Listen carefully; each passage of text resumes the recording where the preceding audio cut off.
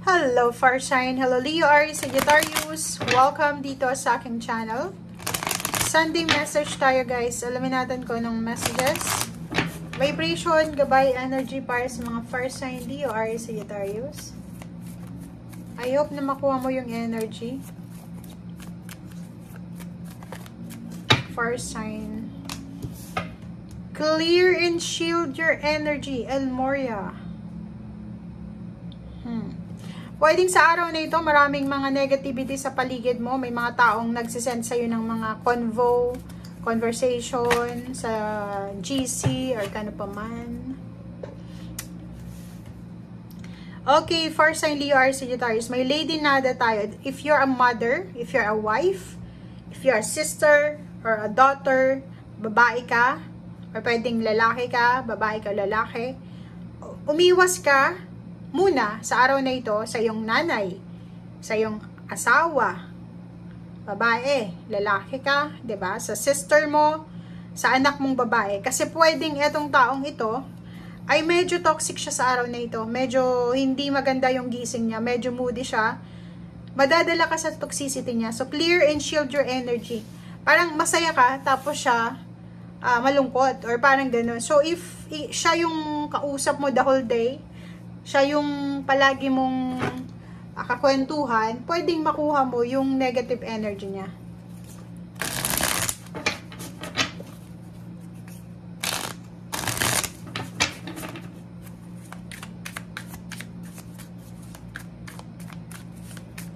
Fire Sign, Leo, Aries, Sagittarius.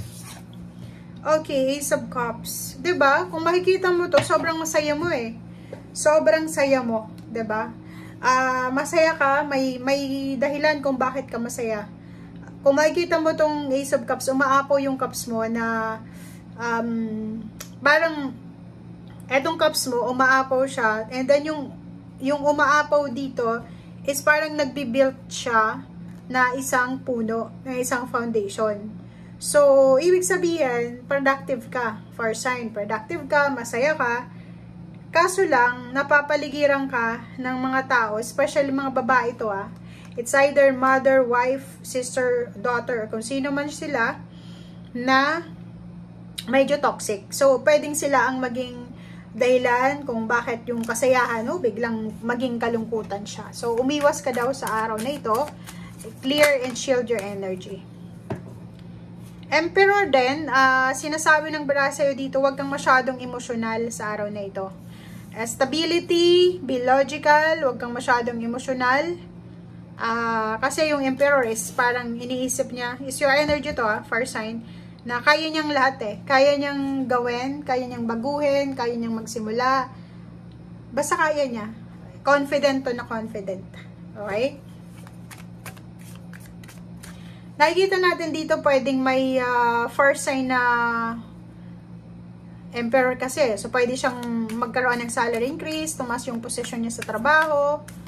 Pwedeng magkaroon siya ng contract kasi meron ditong nakalatag sa lupa. Mayroon siyang mga plano. Page of Pentacles. Yun. So, kung makikita mo dito, parang sa araw na ito, sinasabi ng barahan na huwag kang mag-focus sa kasalukuyan na nangyayari sa paligid mo. Kailangan mo mag-focus sa iyong future. So, planuhin mo, be logical, pero hindi ka dapat emosyonal. Kahit sabihin natin na aapaw yung cups mo, magiging sobrang saya ka, pero huwag ka dapat na emosyonal. Etong Page of Pentacles na to is yung future plans, motivation, and goals mo. So, doon ka dapat daw focus. And dapat strong daw yung foundation mo sa future.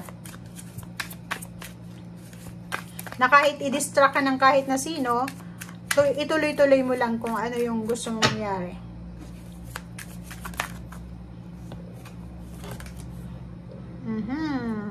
Ten of Cups, meron tayo ditong mga Fire Sign na isi-celebrate kayo. So, it's either Monday. It's a good news. Kasi itong Ten of Cups is parang, kung makikita mo yung flow of water dyan, energy, sobrang stable siya. Diba? Stable yung flow. Masaya. Pwedeng sa araw na ito or sa either Monday, malalaman mo kung buntis ka or yung asawa mo, Or pwedeng tungkol ito sa pamilya mo. So, pwedeng may additional members ng family. May celebration kayong isa-celebrate. Or pwedeng, ang dami-dami nyo ditong pwedeng dahilan kung bakit Ace of Cups, umaapaw yung cups mo. Sobrang saya.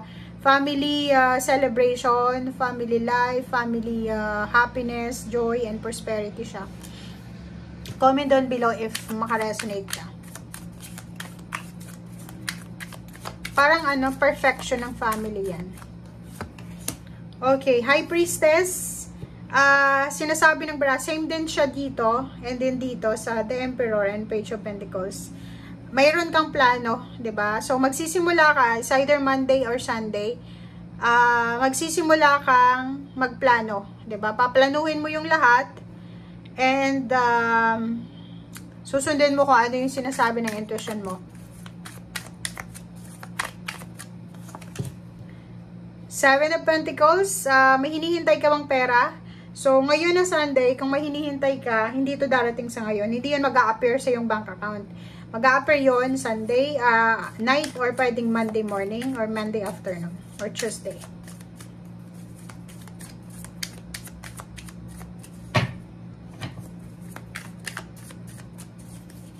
Okay, far side Leo, Aries, Sagittarius. Three of Pentacles, may iba sa inyo dyan na posibleng makakapag-isip na mag-aral, magbalik eskwela sa susunod na pasukan. May magsi-seminar, may magti-training, practice teaching, or kung ano pa man. Conference, or kung ano man to, nagagawin mo. Or pwedeng mag-aaral ka ng isang negosyo, may pag-aaralan kang skills, makikipag-collaborate ka, pwedeng ganon. And Two of Swords, sinasabi ng baraha mo sa'yo dito na gusto mong gawin siya, pero nagdadalawang isip ka. Hindi mo alam kung itutuloy mo ba to or hindi. Last card natin is Knight of Pentacles. Sinasabi ng baraha mo dito na pwedeng sa araw na ito, guys, ay may isang tao na mag-offer sa'yo ng tulong financial.